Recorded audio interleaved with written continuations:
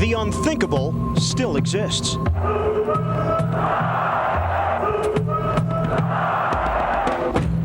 Destiny had a date with the Chicago Bulls, but is now flirting with the Supersonics. Winning Game 5 showed that Seattle's first victory was not a token effort. It was proof that this team is not so distant and despairing as everyone had written them off to be. Yo, welcome back to another YouTube video. Today let's talk about Gary Payton and Shawn Kemp, the duo that almost beat Jordan in his prime, way back in the 90s. Now let's set the stage. It's 1996 and it's the NBA Finals.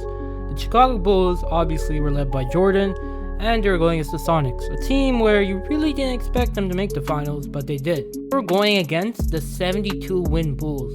This is considered the greatest team in NBA history, even if you want to say it's the Warriors.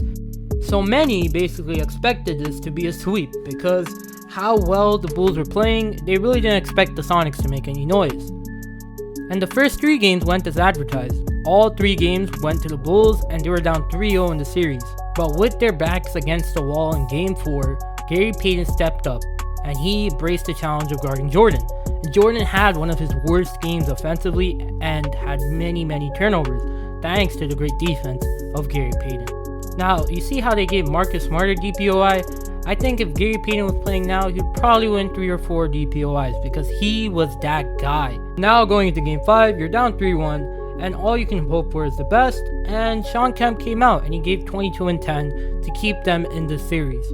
So in many other finals as well, Jordan usually went to 6, and so it was Game 6. The tension filled the air, and both teams fought till the end.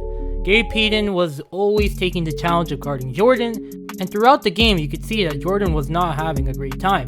But even with the great defense of Gary Payton, and apart from the 3 stars of the team on the Sonics, the other players combined for only 8 total points, and with that type of performance you can win a championship, and they lost 75-87 to the Chicago Bulls. But out of all the teams that ever faced Jordan, I believe these Supersonics were the only team that really got close to having a competent duo who could match up well.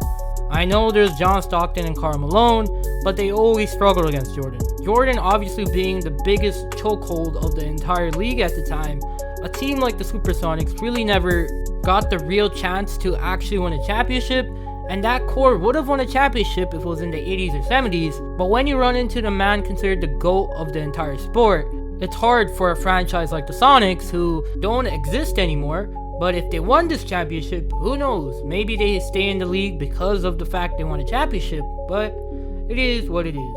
Even with the loss, you could still say that Gary Payton and Shawn Kemp were a duo that out of nowhere went toe-to-toe with Michael Jordan. Is now something both Gary Payton and Shawn Kemp can tell their kids of how they were the duo that almost beat Jordan. But they didn't. Yeah, that's basically it for this video. And this showdown is something we really forget in NBA lore, and I hope that this video gave you a better idea of what happened in that 1996 NBA Finals. And so yeah, if you want more videos like this in the future, like, sub to the channel, and give me more ideas. I always look at my comments, and yeah, peace.